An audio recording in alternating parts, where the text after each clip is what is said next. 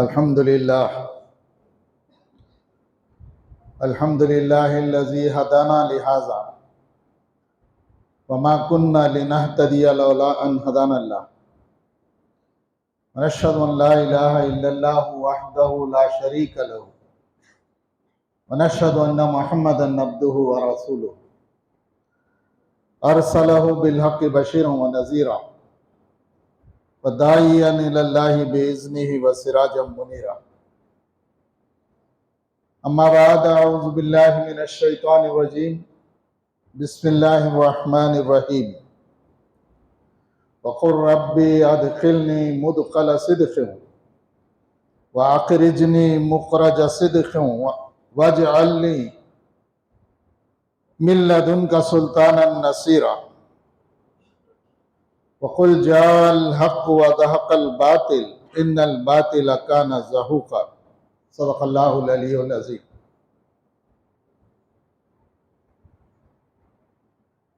قابل احترام بزرگوں، عزیز نوجوان بھائیوں، پیارے بچوں، یہ بڑی خوشی کی بات ہے کہ ماہ رمضان کی اس رات میں جو نزول قرآن کی رات ہے، ہم سب یہاں جمع ہیں۔ جیسا کہ ہم جانتے ہیں کہ سب سے پہلے نبی کریم صلی اللہ علیہ وسلم پر ماہ رمضان ہی کی ایک رات میں پہلی وحی آئی تھی۔ حضرت جبرائیل علیہ السلام تشریف لائے تھے اور اقرأ باسم ربک الذی خلق، یہ 5 آیتیں اس سے جڑی ہوئی سورہ علق کی نازل ہوئی تھی۔ تو جس رات وہ نازل ہوئی تھی وہ قدر والی رات تھی، جسے اللہ نے بیان کیا اِنَّا أَنزَلْنَاهُ فِي لَيْلَةِ الْقَدْرِ، اِنَّا أَنزَلْنَاهُ فِي لَيْلَةٍ مُبَارَكَةٍ۔ تو سورہ قدر سے پہلے کی صورت ہے سورہ علق۔ سورہ علق میں بتایا گیا کہ کیا نازل ہوا، اور سورہ قدر میں بتایا گیا کہ اس رات کے اندر وہ اس کا نزول ہوا۔ بہرحال اس رات میں جو نزول قرآن کی رات ہے، قرآن مجید سے اپنے تعلق کو جوڑنا، قرآن مجید کو پڑھنا، قرآن مجید کو سننا، قرآن مجید کو سمجھنا، یہ افضل عبادت ہے۔ ویسے بھی اللہ کے رسول صلی اللہ علیہ وسلم کی ایک حدیث ہے جس میں آپ صلی اللہ علیہ وسلم نے فرمایا، میری امت کے لیے سب سے بہترین عبادت قرآن کی تلاوت ہے، سب سے بہترین عبادت کا۔ اس کا یہ مطلب نہیں کہ نماز، زکوٰۃ، روزہ اور حج جیسی عبادتوں کی اہمیت کم ہو گئی، نہیں، بلکہ اس کا مطلب یہ ہے کہ آدمی قرآن مجید کی تلاوت کرتا ہے تو اس کے ذریعے سے اس کی ایمان میں جو حلاوت اللہ تبارک تعالیٰ اسے عطا فرماتا ہے، اسے نصیب ہوتی ہے، تو اس کے ذریعے سے یہ جو عبادت ہے وہ انجام دیتا ہے، تو اس میں اندر بھی مزید نکھار پیدا ہوتا ہے، مزید بہتر انداز میں ان عبادتوں کو ادا کرنے کی توفیق ملتی ہے۔ یہ حدیث میں اللہ کے رسول صلی اللہ علیہ وسلم نے فرمایا کہ اے ابو ذر، تمہارا صبح سویرے ایک آیت قرآن مجید کی، ایک آیت، اس کا علم حاصل کرنا 100 رکعت پڑھنے سے زیادہ افضل ہے۔ یہ کہا اللہ کے رسول صلی اللہ علیہ وسلم نے۔ ایک آیت کو سمجھنا، تلاوت کا مطلب وہاں سمجھنا ہے۔ تلاوت سے ویسے نہیں جسے ہم ناظرہ عام طور پر کر لیتے ہیں بغیر سمجھے بجھے، ٹھیک ہے، اس کا اجر و ثواب بھی ہے اپنی جگہ، اس سے ہمیں انکار نہیں، لیکن اصل مقصد جو قرآن کے نزول کا ہے وہ انسانوں کو ہدایت دینا ہے، ان کی رہنمائی کرنا ہے۔ ہدی للناس کہا اللہ نے، ہدی للمتقین کہا اللہ تعالیٰ نے، انسانوں کی ہدایت کے لیے، متقین کی ہدایت کے لیے اللہ تعالیٰ نے بہرحال اسے نازل کیا ہے۔ تو اس مقصد کو حاصل کرنے کے لیے جو کوشش کی جائے گی، اسے اللہ کے رسول صلی اللہ علیہ وسلم نے بتایا کہ یہ جو ہے 100 رکعت ظاہر ہے کہ نفل نماز کا ذکر ہے، اس سے زیادہ افضل بات، اس سے زیادہ بہتر بات یہ ہے کہ آدمی ایک آیت کی، اللہ تعالیٰ کے کلام کی ایک آیت کو سمجھنے کی آدمی کوشش کرے. تو یہ اللہ کے رسول صلی اللہ علیہ وسلم نے فرمایا. یہ بھی فرمایا کہ خیرکم من تعلم القرآن وعلمہ، فرمایا کہ تم میں بہتر آدمی وہ ہے، تم میں سب سے اچھا آدمی، بہتر آدمی وہ ہے جو قرآن کا علم حاصل کرتا ہے اور اس علم کو لوگوں تک پہنچاتا ہے. علم حاصل کرنا قرآن کا، قرآن کی ناظرہ تلاوت نہیں، قرآن کا علم حاصل کرنا. ٹھیک ہے وہ ناظرہ تلاوت بھی اس میں شامل ہے، لیکن اصل بات جو بتائی گئی وہ یہ ہے کہ آدمی قرآن کا علم حاصل کرے اور اس علم کو لوگوں تک پہنچائے. قرآن کی تعلیمات، قرآن کے احکامات، قرآن میں بیان کردہ جو باتیں اللہ تبارک تعالیٰ نے ہمارے لیے ہدایت اور رہنمائی کے لیے رکھی ہیں، انہیں سمجھنا اور اسے لوگوں تک پہنچانا. یہ جو ہے اللہ کے رسول صلی اللہ علیہ وسلم نے فرمایا جو آدمی کرتا ہے وہ تم میں سب سے بہترین آدمی ہے. قرآن کا علم حاصل کرنا اور اس علم کو لوگوں تک پہنچانے کی کوشش کرنا. بہرحال قرآن کی راتوں میں، اس سے پہلے بھی کئی راتیں گزری ہیں، یہ تو آخری رات ہے، بلکہ ایسا معلوم ہو رہا ہے کہ رمضان کی بھی آخری رات ہے. انشاءاللہ تعالی ہم ہفتے کے دن عید منائیں گے، اور اگر نہیں ہوا تو بہرحال اتوار کے دن کر لیں گے. بہرحال ماہ رمضان المبارک کے چند ایام باقی رہ گئے ہیں، اور یہ ایام جو بھی ہمارے گزرے ہیں، اب تو 28 دن ہمارے گزر گئے، 29ویں رات میں ہم ہیں.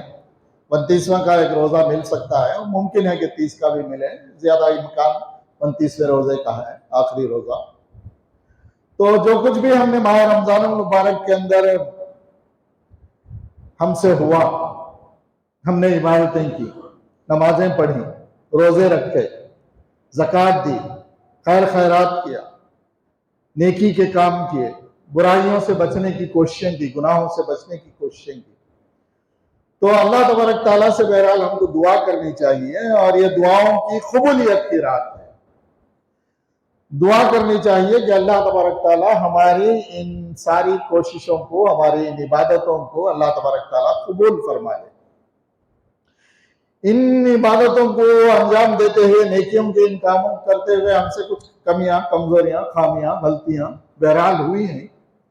اللہ تبارک تعالیٰ ان سے درگزر فرمائے، اپنے ہمارے ساتھ رحم کا معاملہ کرے، ہماری مغفرت فرمائے، جہنم سے نجات دے، اور اپنی رحمت سے ہم کو جنت کے اندر داخل فرمائے. اس کی دعا بہرحال ہم کو کرنی چاہیے.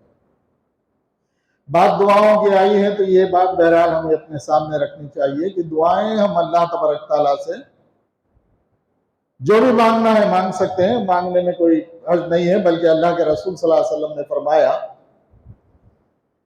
چھوٹی سی چھوٹی چیز بھی ہم اللہ ہی سے ہم کو مانگنا ہے. آپ نے مثال دی کہ ایک جوتا ہے، اس کا ایک تسمہ ہے، یعنی لیس جسے ہم کہتے ہیں، وہ بھی اگر ٹوٹ جائے تو اللہ سے مانگو. بعض میں نمک کا ذکر بھی آیا ہے. یعنی تدبیر ہم جو بھی کرنا ہے وہ کریں گے، لیکن اس کی کامیابی کے لیے دعا ہم اللہ تبارک تعالیٰ سے کریں گے، مانگیں گے اللہ تبارک تعالیٰ سے. تو ہماری بہت سی دنیاوی ضرورتیں ہیں وہ ہم مانگیں ضرور، لیکن ہماری سب سے بڑی ضرورت، سب سے اہم ضرورت وہ ہماری آخرت. آخرت میں جنت کا حصول اور آخرت میں جہنم سے نجات، یہ ہماری بنیادی ضرورت ہے. دنیا میں ہم کو بہت مل گیا، لیکن خدا نہ خواستہ آخرت میں ہم خسارے میں مبتلا ہو گئے، نقصان میں اٹھانے والوں میں ہمارا شمار ہو گیا. تو ہم نقصان اٹھانے والوں میں ہمارا شمار ہو گیا، تو یہ ہماری بدقسمتی اور محرومی کی بات ہے. اللہ کے رسول صلی اللہ علیہ وسلم نے فرمایا ان دو چیزوں سے تم بے نیاز نہیں ہو سکتے، جنت کا مانگنا اللہ تبارک تعالیٰ سے، اور جہنم سے پناہ مانگنا وہ بھی اللہ تبارک تعالیٰ سے. تو خوب کثرت سے جو دعائیں آپ مانگتے ہیں، ان دعاؤں میں آپ مانگیے اللہ تبارک و تعالیٰ سے جنت کا حصول. اور ظاہر ہے کہ جنت کے مانگنا ہے تو ہمیں اس طرح کی کوششیں بھی کرنی ہوں گی جنت کو کے حصول کے لیے. ہمیں محنت بھی کرنی ہوگی، کوشش بھی کرنی ہوگی، اللہ کے احکامات پر بھی چلنا ہوگا. وہ ہم کرتے ہوئے اللہ سے جنت مانگیں گے تو انشاءاللہ تعالیٰ ملے گی. اور جہنم سے پناہ بھی ہم کو اللہ تبارک تعالیٰ سے مانگنی ہے. اللہ کی رحمت ہوگی تو جنت ملے گی، اللہ کی رحمت کام میں آئے گی تو جہنم سے ہم بچیں گے. پھر قرآن کا جو ذکر آیا تو میں آگے کچھ باتیں رکھوں گا. قرآن کا ذکر آیا تو ایک اور بات جو مجھے آپ کے سامنے رکھنی ہے وہ یہ کہ قرآن سے ہمارا جو تعلق ہے ماہ رمضان میں تھوڑا سا جڑ جاتا ہے. ہم قرآن پڑھ بھی لیتے ہیں، سن بھی لیتے ہیں، لیکن عام دنوں میں ہمارا کیا حال ہے؟ دیکھیں قرآن رمضان میں نازل ہوا لیکن رمضان کے لیے نازل نہیں ہوا، یہ ہماری پوری زندگی کے لیے نازل ہوا. پوری زندگی کی ہماری رہنمائی کے لیے کہ ہم کیسے زندگی گزاریں، ہمیں کیا کرنا ہے کیا نہیں کرنا ہے، وہ بتانے کے لیے اللہ تبارک تعالیٰ نے قرآن کو نازل کیا.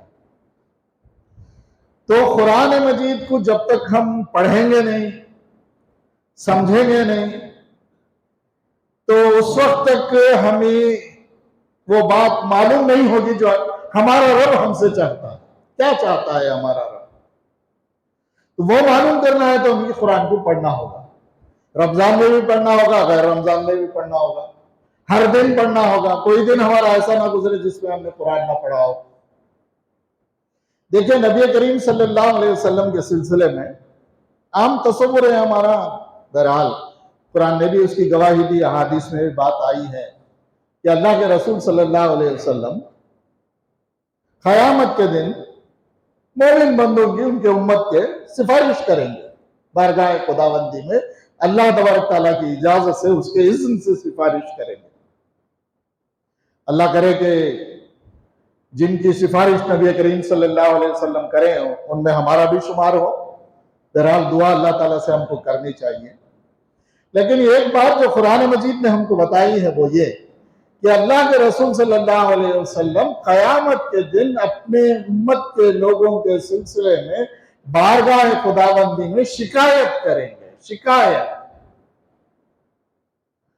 سورہ فرقان کی آیت ہے، اس میں اللہ تعالیٰ نے فرمایا وَقَالَ الرَّسُولُ يَا رَبِّ إِنَّ قَوْمِ اتَّخَذُوا هَذَا الْقُرْآنَ مَهْجُورًا. رسول کہیں گے کہ اے میرے رب، میری اس قوم نے قرآن کو چھوڑ دیا، میری اس قوم نے قرآن کو چھوڑ دیا. یہ شکایت ہوگی بارگاہ خداوندی میں قیامت کے دن اللہ کے رسول صلی اللہ علیہ وسلم کی. یہ شکایت ہوگی تو ہم سب پکڑے جائیں گے. ہوگی یہ شکایت، اللہ نے بتایا، قرآن میں اس کا ذکر کیا ہے کہ یقیناً ہوگی. مولانا اشرف علی تھانوی رحمۃ اللہ علیہ نے یہ بتایا کہ